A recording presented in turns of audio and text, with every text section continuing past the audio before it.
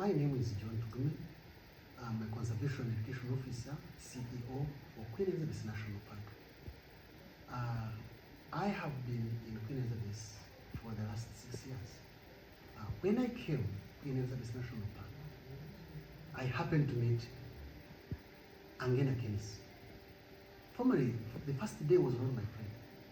We met in where? That was the center where he collected me from. I didn't have where to sleep. The man who welcomed me was in Uganda. But surprisingly, I thought the man understood the Nyankore more than even the indigenous people within Nyankore. We tried to interact. He told me how he started from the Western. We developed a relationship. By then, I was not directly supervising him. He gave me comfort for the 2 weeks I spent in Mwea. He was feeding me. He was the man of whom I cannot describe now. He put me on everything. Come lunch, come supper, come breakfast. He was the one in charge of me. I left the place. I took leadership position. I went as in charge. I became an in charge for Chamra Wildlife Reserve, which is part of Queen Elizabeth National Park. By then, he remained mayor. Later, he was transferred to the southern part of Queen Elizabeth National Park, which is known as Chigezo Wildlife Reserve. But because we had that attachment and relationship, we managed to transfer him to Chamra Wildlife Reserve as in charge of collection of revenue. But the clerk by then was stationed at Fiji. I was also stationed in Chamra. So I was directly in charge of his working conduct, and I could understand more about him. He was a unique man. A man you could not easily get his word anyhow.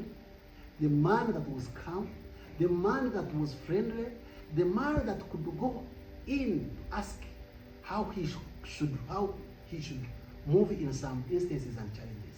He was a problem solver. At times I could get accountability problems. Management has unique things. But the man could guide me financially to do accountabilities, to prioritize some of the activities, to know how to come up with proposals in finance. He was a unique person. We could even times go out. Somebody could not tell that Kenneth, I was the supervisor. Actually, we are close friends to the level of people thinking that maybe he was my brother. But because I'm brown, he was a bit black. People could say, but is this your brother? Is this your friend? What are you? But we could address ourselves as brothers. Yet I was his boss. But I was saddened when he was transferred from Queen Elizabeth around 2005 and taken to the National Park. When I learned that Kenneth had died, I was abroad. I could not eat. I could not sleep. I was really affected up now actually. But in me, I see Kenneth moving every time. I see Kenneth whenever I think of this Queen Elizabeth moving around, I see Kenneth around me. He was a unique person. And more importantly, he told me how he grew up as an orphan. Remember, the father was working in this park, in Mount Windsor Mountains National Park, as an accountant. And it was also unfortunate. It was also fortunate that Kenneth also became an accountant. So he was home, and he told me he started from Fort here, which is near from Queen Elizabeth National Park. His secondary studies were within this region. And I was also shocked to find that the wife was coming from my village, from Uganda. That was also added volume to our friendship. He became my friend. He became my mramu. In Wanyankore here we call them mramu. He became my mramu, and Kenneth became a wonderful person. We really. Then on the side of the sisters and the children, the way he could tell me, the way he could think of preparing the sisters, the way he was talking of what he was planning for the sisters was unique also. I actually learned from him that even if you are an orphan, you can take charge of your siblings and you can make them study.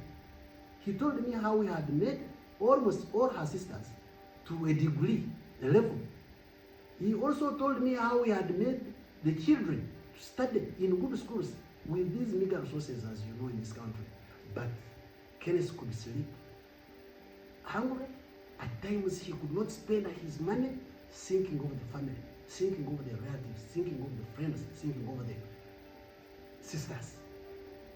I think even if I'm bitter over his days, I know the sisters, the family members are much hurt. Because almost you could tell me, John, I can't move. I can't spend this because I have a family. I have very many people I'm taking care of.